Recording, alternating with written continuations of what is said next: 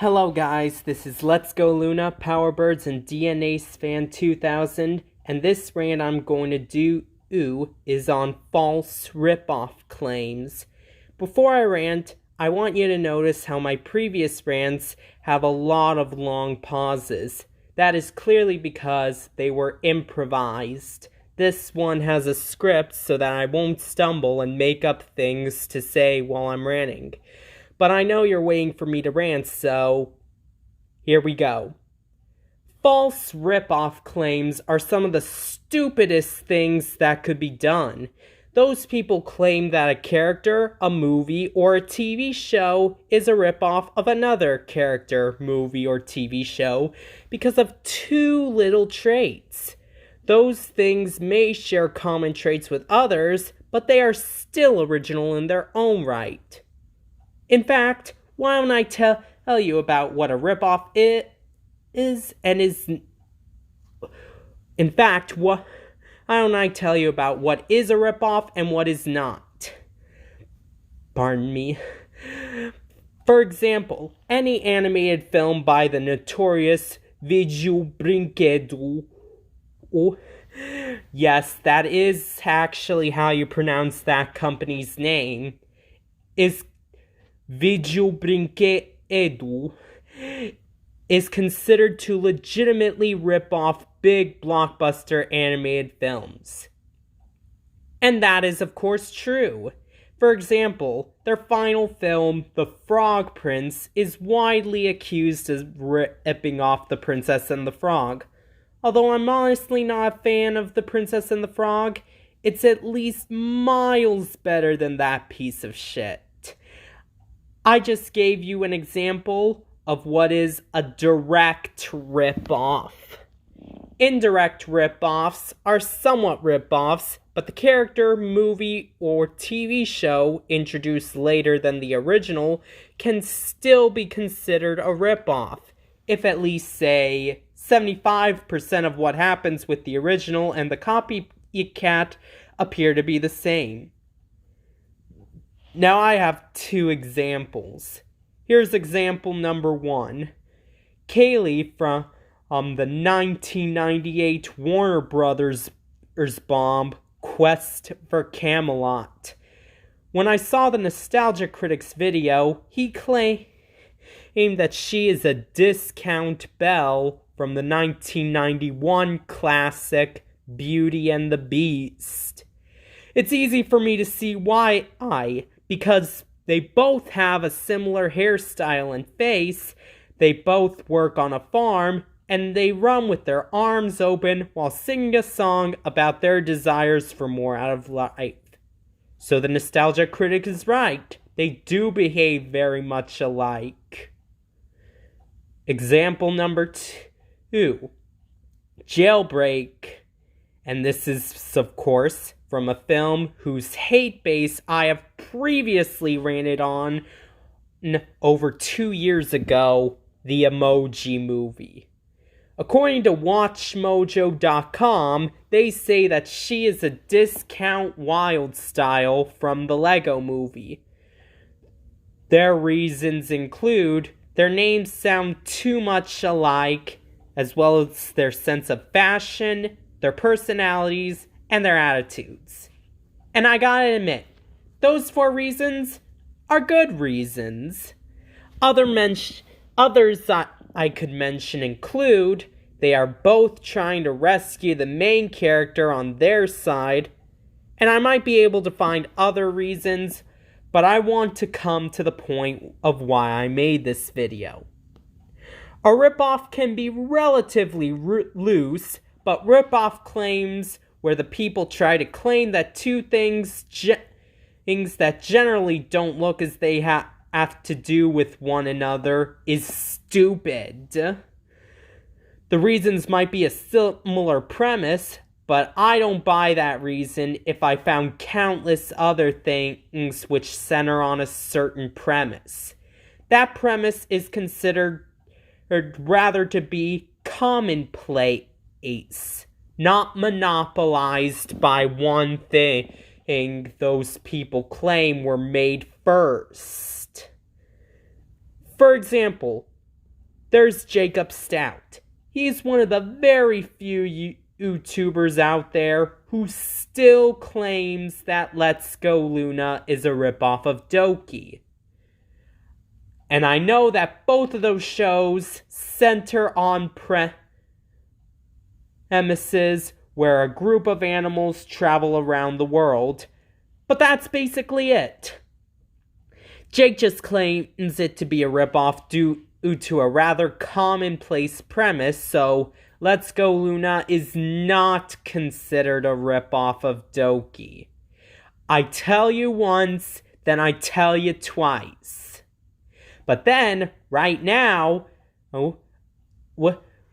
in 2020, we get one of my favorite shows of the year so far, Powerbirds. When it hit the airwaves, I found a lot of illegitimate accusations of the show being a ripoff of some other things. As a matter of fact, I found 3 different claims, just for your information. Claim number 1. When Bella Flamenco saw that Polly used a power where she can make ice with her hands, she then claimed her to be a ripoff of Elsa from, you know what movie that is, but if you don't, it's Frozen. Here's the biggest gripe I got about this. Has Bella ever even seen The Incredibles? In that movie, Samuel L. Jackson plays a character called Frozone, who, you guessed it, can be able to make ice using a technique known as prestidigitation. So, of course, that also rules out that claim. Claim number 2. While Bella Flamenco claimed this claim, I also found that claim done by Eric Winans, who I used to be friends with from 2015, shortly until early or mid 2016. Eric and Bella both claim that show is a ripoff of Wonder Pets, which, by memory of watching that show from when it premiered in 2006 up until when I moved to North Carolina and Virginia in 2010, is clearly bullshit. First of all, the heroes are 3 different animals: a guinea pig, a turtle, and a duck. Also, they don't have any villains to fight against. So with those 2 things pointed out, Powerbirds can't be a ripoff of Wonder Pets. And claim number 3, now this is one I found on IMDb. It is by a user called Milcray34801. I'm going to spell it out for you just in case. MILLCRAI-34801. He claims Powerbirds to be a ripoff of Corn and Peg. Oddly enough, I certainly remember Corn and Peg drawing the ire of a lot of My Little Pony Friendship is Magic fans, making them claim it to be a ripoff. Now, I do dislike Corn and Peg, but I loosely consider that show to be a ripoff. I mainly criticize that show for their Do Good song, which I find to be a generic and overproduced song that leaves me begging to have someone put me out of my misery. Weak writing, and in Season 2, they become more superhero-like, which the creator Russell Marcus, who also created one of my favorite Disney Channel shows growing up, that is Brandy and Mr. Whiskers, thought that would draw more viewers in. Instead, the idea felt rushed and desperate. Then, on on the 19th of January 2020, when Powerbirds premiered on Universal Kids, Milcray 34801 found out about that show and, as you might have guessed, posted his scathing review on IMDb because of how appalled he was to find out about it. He only claimed it to be a ripoff of Corn and Peg due to its premise of doing good deeds and its animation. Now, here's something I find a little funny. Claiming a ripoff of a ripoff. You have the original, then you get something that rips off the original, and then you get something that rips off the ripoff. I know it's bizarre, and that can't possibly happen. Or could it? But back to my script. Since the former reason of doing good deeds is commonplace in many TV shows, I can't accept his claim. The superhero idea on Powerbirds wasn't as rushed or desperate as the superhero idea on Corn and Peg.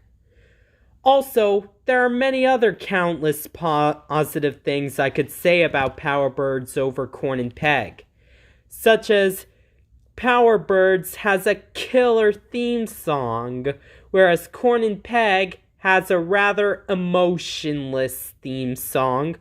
The writing for Powerbirds is really layered, while Corn and Peg's writing is just one-sided, and Powerbirds has an oddly likable group of 5 villains, where the only villain on Corn and Peg, or at least the only one I've seen so far, tries to match up with them, but fails at even the lowest hurdles.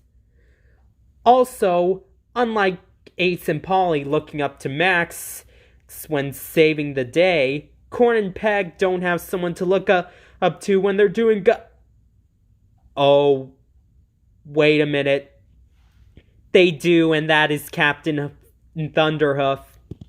But still, this may have been the most accurate of these 3 claims, but it is still unacceptable by judgment. And that's all I have to rant on for false ripoff claims. Bottom line, if you're going to claim a ripoff, do some fucking research. Anyways, I'll see you in another video.